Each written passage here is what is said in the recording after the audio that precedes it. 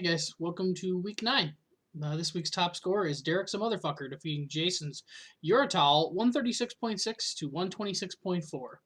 Heck of a QB shootout in this matchup with Derek's Kyler Murray narrowly outpacing Jason's Josh Allen 40.9 to 39.0. Derek also got 20.3 points from DK Metcalf and 15.8 from Brandon Cooks. Jason matched that with 25 points from Jerry Jeudy and 11.3 from Chase Claypool. Jason got 15.8 from Buffalo's defense, matched by 13.3 from Josh Jacobs for Derek.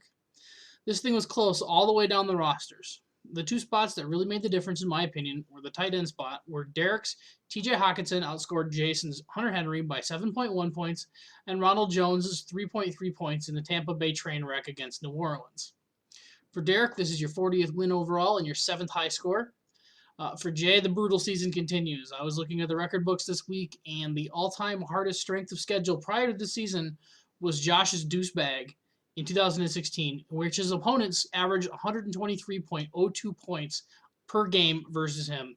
You are currently on pace to shatter that record, as your opponents have averaged 134.6 points a game this season. That's crazy. That's crazy talk. Here's the current averages for the season so far. Nick helpfully cut off all the team names, so I wouldn't have to feel bad about guessing which of the bottom few lines is me. Biggest blowout this week was Pope 2.0's Pew Pews thumping Josh's sober draft 118.5 to 78.2, a 40.3 point margin of victory. Pope 2.0 was led by 23.9 points from Travis Kelce, 23.4 points from Justin Herbert, and 20.8 points from Keenan Allen. The running back duo of Todd Gurley and Antonio Gibson combined to add another 23.5 points. You got to join in on that Tampa Bay game woes, with Ryan Succop's 48-yard field goal being the only point scored by Tampa this week. Well, at least that's something. Josh got 22.3 points from Matt Ryan and 18.3 from Juju Smith-Schuster. You made the curious decision to leave Tyler Higbee in his starting tight end spot with the hope that he'd catch some balls instead of some sun, which did not pan out, as he put up a 0 while the Rams were on bye this week. Just a friendly reminder that you're capable of making waiver wire moves during the season. You started out very solidly with a decent draft, but the lack of the moves during the course of the season has led you to fall to 4-5 on a 4-game losing streak. Probably could have dropped one of your 2 kickers to pick up a backup tight end. I like kickers. This week featured 2 super close games. The closest game took the title by 0.04 of a point. The week's closest game was Drew's Limp CMC defeating Nick's T-Boys to Men 128.94 to 125.42, a 3.52 point margin of victory. Drew was led to the win by the triumphant return of Christian McCaffrey and his 32.1 points. Unfortunately, you didn't even have time to switch back to Run CMC from Lip CMC, as McCaffrey injured his shoulder and is now in doubt for Week 10. You also got 28.6 points from Tyreek Hill and 25 points from Big Ben. Besides potentially losing McCaffrey again, Big Ben is a high-risk exposure due to having the plane seat next to Vance McDonald, who tested positive for COVID-19 on Monday. I don't pose a flight risk. Ben has enough time to sit for 5 days and get back into active status prior to starting Sunday's game, assuming he doesn't actually test positive. You could have snagged the high score this week by getting Adam Thielen onto the bench in favor of Christian Kirk, which would have been a 15-point swing. Nick continues to play with fire, playing in the closest game for at least the 3rd time this season. This time you came up on the losing end, despite getting 41.2 points from the monster that is Dalvin Cook. You also got 28.3 points from Teddy Bridgewater, subbing in as a bye-week substitute for Jared Goff. Unfortunately, your poor choices at the other running back spots, opting to start David Montgomery and DJ Dallas over Jerick McKinnon. Now, Montgomery's poor game of 3.7 points was partially due to injury, and Dallas scored 10.9 points, which is really nothing to complain about. But McKinnon's 15.5 points versus Green Bay would have been enough to get you the win. The other game that narrowly missed out on that closest game title, the battle between current number 1 overall seed Brandon's Blown Call and the current number 1 deuce seed Alex's Do I Say Deuce Out. Brandon managed to escape with a win by a score of 112.7 to 109.1, which rounded up to be a 3.56 point margin of victory. Brandon was led by the standout of Patrick Mahomes yet again with 33.9 points this week. Mahomes is averaging something stupid like 27 points per game this season. Must be nice. Why can't I have nice things?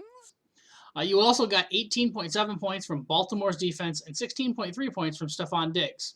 You survived getting a 0 from Justin Jackson, who you had to start with Jamal Williams being out on COVID IR and Nick Chubb being out on regular IR. Justin Jackson will swap places on the IR, as it seems like he's going to be out at least this week, just in time for Williams and Chubb, who should both return this week. It's Mahomes' bye week this weekend, so it looks like Lee might have the best opportunity to hit you with another L before the end of the season.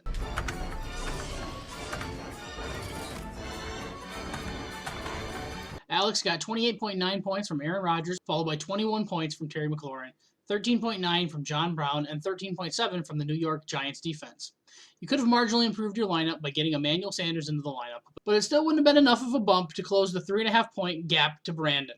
With Austin Eckler still out on injury and Kareem Hunt out on bye, you had to start Jonathan Taylor, whose fumble problems from college appear to be plaguing him in the pros already, and Adrian Peterson, who continues to get bumped from the Lions' game plans when they keep getting blown out. With the loss, you drop your 7th straight game. With the loss, you drop your 7th straight and move into a multi-way tie for the second longest losing streak in league history. This week, you get Nick's T-Boys to Men, who currently has a projected 18-point lead. Danger, Will Robinson. Danger. No, Will Robinson. Danger. Oh, and you're currently on pace to set a new high water mark for the biggest margin of blowouts over the course of the season, currently trending at a general losing score of about 44 points, currently besting Josh's best 42 points from 2016.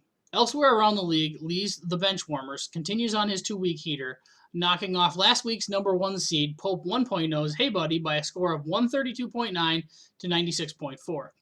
Lee got 31.3 points from Devontae Adams, 27.1 points from DJ Chark, and 24.5 points from Cam Newton. You opted to start Le'Veon Bell, who continues to see very few touches in Kansas City, which is understandable. They've got a lot of mouths to feed in that offense. This week, Bell just got you 0.8 points on 8 rushing yards. His lone catch was offset by the fact that it lost 5 yards. Fortunately for you, Lee, Scott's superpowered running backs look pretty mortal this week. Deshaun Watson led the team in scoring with 24.2 points, followed by James Robinson's 15.9. Derrick Henry was only able to put up 6.8 points versus Chicago's excellent run defense, and Aaron Jones added in 10.4 in a limited role in his first game back from injury. And finally, Chris and I played a game. It was awful, even for my standards. His 2 men into defense emerged victorious over my running on empty 93.8 to 73.7. Chris was kind enough to text me on Sunday, thanking my team for sucking more than his team. I was quick to point out that no, this was just normal for my team. They always play like crap. Chris was led by 25.1 points from Russell Wilson and 17.6 points from a stupid fucking kicker.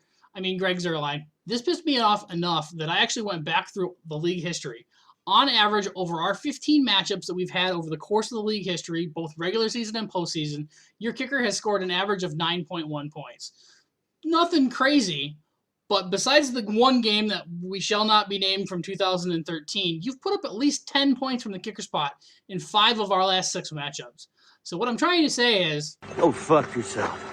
I started recording this week's video, and I realized that I'd actually stopped after the last little bit there. I didn't even bother to talk about my own team. That's how forgettable my week was. I'll blame the kicker rank. I got 18.6 from Lamar Jackson and 18.1 from A.J. Brown. My running backs sucked again this week, as Melvin Gordon and Denver seems to have completely forgotten how to run the ball, and all the hype around JaMychal Hasty going against a terrible Green Bay run defense didn't really work out, because as it turns out, if you get behind by 28 points, you can't really run the ball much. Together, my 2 starting running backs combined for a total of 6.3 points. And then there was that hot mess of a Tampa Bay game. Gronk and Chris Godwin also managed to combine for 6.3 points. My team flat out sucks this year, I can admit it. This is the type of year that I'd be super worried about the deuce, as opposed to last year when I just barely missed the playoffs and then still nearly ended up with the deuce. As promised from last week, here's a quick glance at the current projected playoffs. All right, good enough. It's Tuesday, so no waiver wire claims to talk about, and there were no new wagers this week. Okay, fine, I'll talk about the stupid playoffs. I'm pretty much fucked if anyone cares. I'm down to a 2% chance of making it. Brandon's currently sitting at the top spot with better than a 99% chance of making the playoffs at this point, which is crazy because there's still 6 teams within 2 games of you, so you could theoretically get bumped out. But you do have 2 games of the 4 remaining against 2 of the 3 worst teams in the league. It's almost certainly a 7-man race for 6 spots. Right now, Nick's on the outside looking in, but I'd be willing to bet he finds his way into the playoffs, as he normally does. A reminder, this weekend is the trade deadline on Saturday. And then a second reminder, don't forget about the keeper rule for the playoffs, that anybody added after week 14 cannot be a keeper. We're a couple weeks away from that yet. I'll remind you closer to that, but I just wanted to call that out before the trade deadline. Good luck to everyone, and we'll see you after week 10.